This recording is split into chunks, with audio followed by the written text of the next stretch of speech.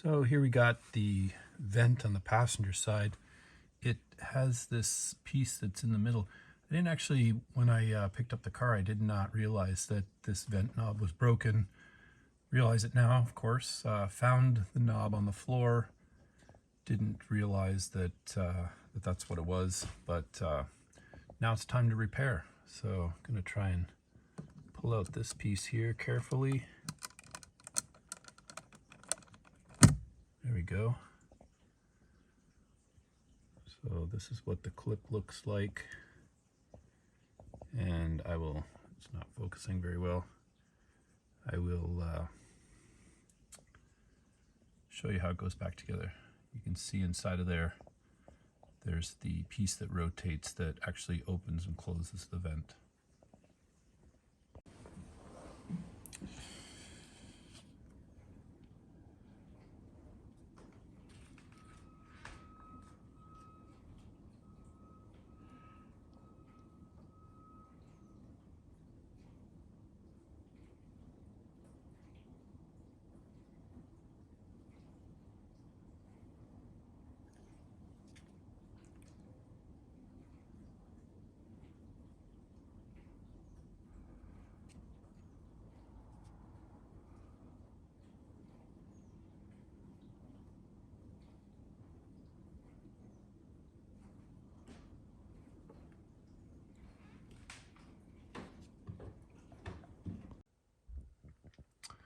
All right, for those of you who are putting the knob back together or putting the knob back in, there's a spring that goes in. You can see it inside that little circle with a little metal piece that goes outward. And when you install the knob, the open part of the knob rubs against the tip of that spring.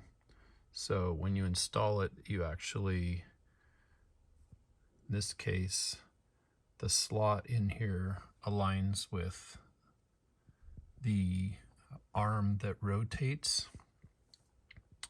So you can see how this lines up, and then the spring.